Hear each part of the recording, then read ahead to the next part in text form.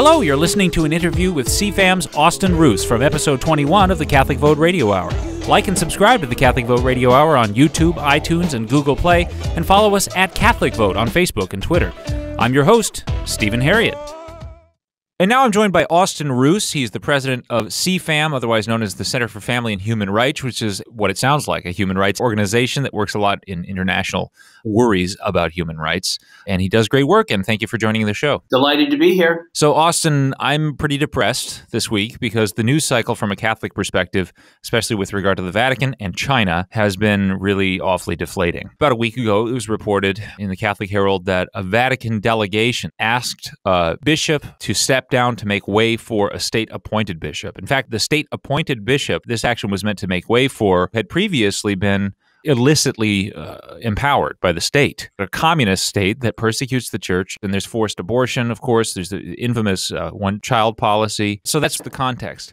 Catholics are very worried, including the heroic Cardinal Zen, the underground Catholic church in China that barely survives despite a bigoted and anti-Catholic communist government.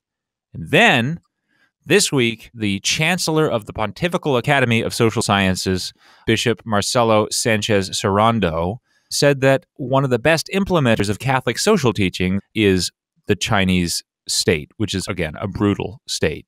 So what is this? Well, you know, one of the most interesting things that I ever heard anyone say about the church in China was by the Canadian novelist Michael O'Brien. He said there are estimates that 10% of the population in China are Christian of various kinds, a large portion of them Catholic. Wow. And he said that would make the church in China the largest church in the world. Wow. I never considered it in those particular terms. He also pointed out there are faithful Catholics in the patriotic church. Not everybody wants to risk everything to go to the underground church. It's kind of interesting and much more complicated than what we're hearing today. Right. Yeah, getting cozy with the communist regime is always problematic. I kind of want to give the Vatican a bit of the benefit of the doubt. You have to think that they are concerned about the faithful Catholics who are in the patriotic church. But I mean, quite honestly, this is way beyond my competence. Sure. Where I can comment is on Archbishop Sanchez Serrando and what he said, which I think is just plainly appalling. Yeah. Because China is an oppressive regime. Yeah. And forces abortion on women who have too many pregnancies. Right. And to say that China most accurately participates in Catholic social teaching, to me, is just a chin scratcher. You know, but this is the guy who has invited very nutty people to conferences at the Vatican. Right. You know, Jeffrey Sachs, who's an enemy of the church at the UN now for 20 years, former Secretary General of the UN, Ban Ki-moon, who has openly warred with Catholic social teaching at the UN and promotes a radical left agenda on human sexuality. They have places of honor at the Vatican. I'm not invited to the Vatican anymore. Others like me are not invited to the Vatican anymore. We used to be, but now it goes to guys like Jeffrey Sachs and Ban Ki-moon and others who even have more appalling ideas than these guys. Right. So it's a disappointment that somebody like Sanchez Serrando would say things like this.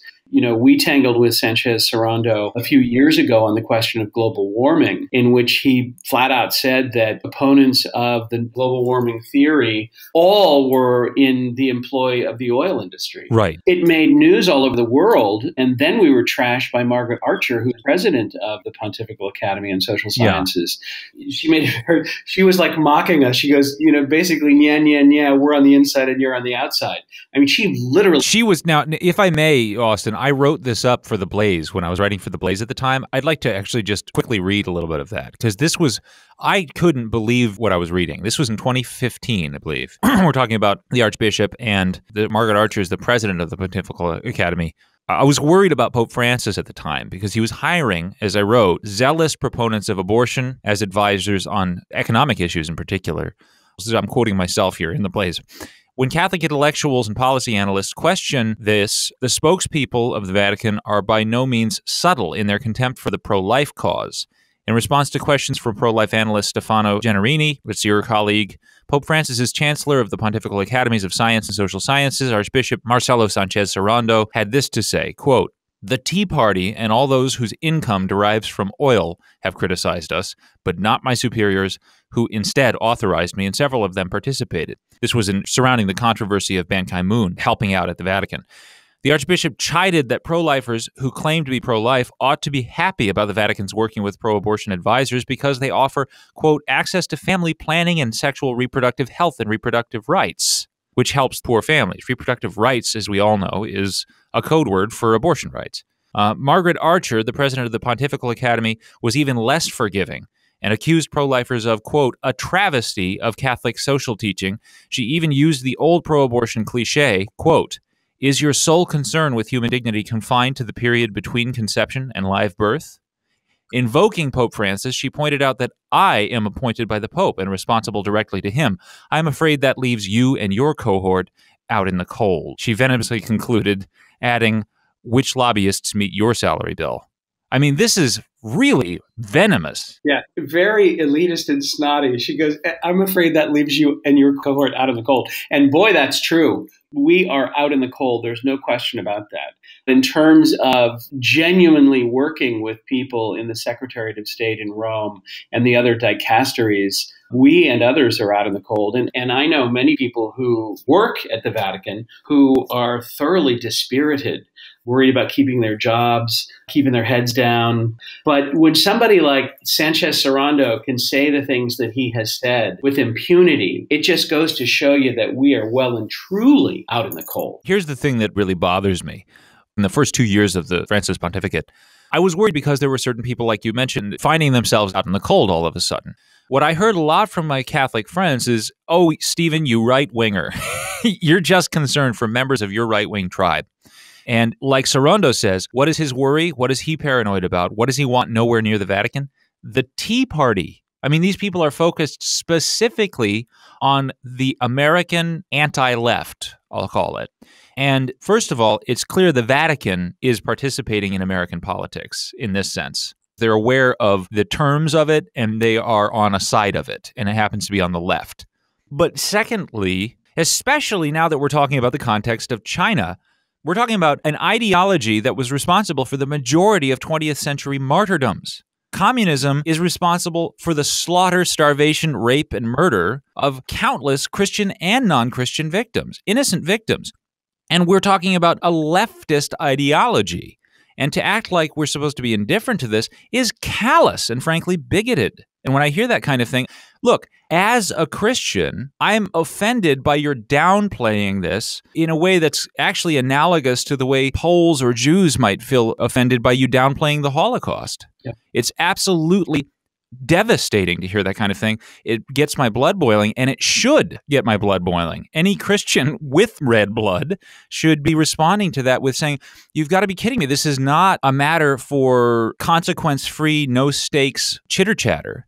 We should be putting up memorials to victims of the ideology that you're just casually saying is pretty good. And what I'm really worried about is the Tea Party and the oil companies. What on earth is a Catholic leader talking about? That is so deeply offensive to me. Yeah, there's no question. And consider that many of the victims of communism in China, without a doubt, were Christians and Catholics. So yeah, it's dispiriting that Serrando would have such free reign and feel so free to say things that are deeply offensive and ought to be deeply offensive to everybody. And so far, one of the things that I've noticed is the utter silence from the Francis echo chamber.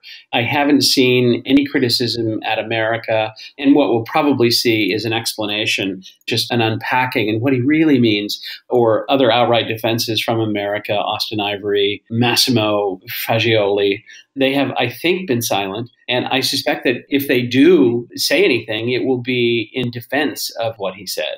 So, yeah, there's a very funny thing going on these days, not just with people like Sanchez Serrando, but also the echo chamber here in the United States, which, by the way, my column at Crisis this week is going to be about the echo chamber's silence on the 14 Catholic senators who voted against the ban on abortion for children at 20 weeks.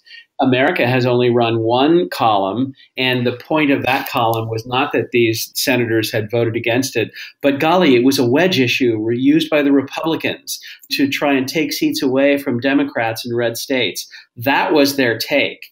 And as far as I know, Commonweal has been silent. I think Crux has been silent. Right. They might have run one. So to me, and this will be the title of my column, the seamless garment is dead, and it deserved it. It was always a fraud. This kind of proves that the seamless garment was a fraud. And here we go with this notion of Catholic social teaching being better reflected in Red China than any other place. We're through the looking glass. Yeah. In many circles, Catholic socialist teaching is really what it should be called. Catholic social teaching. After all, I mean, it really is just a synonym for leftist priorities, which is unfortunate because Catholic social teaching, the real thing, is a treasure trove of wisdom. And we've neglected that. I'll be talking later with Jay Richards to try to get some things right about Catholic social teaching as opposed to Catholic socialist teaching.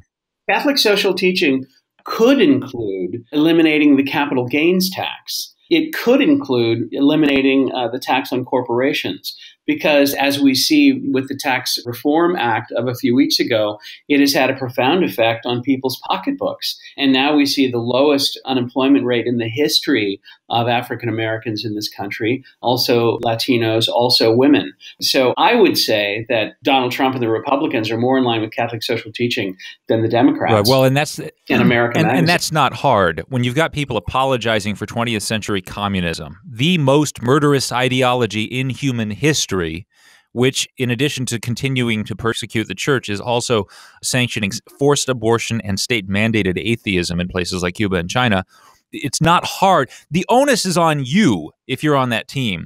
The onus is not on me to show that, I don't have to morally defend why I'm an anti-leftist after the bloodbath that was the 20th century. Right. The onus is on you. What on earth are you doing playing footsie with forced atheism and all of these other horrific things that were always persecutory toward the church?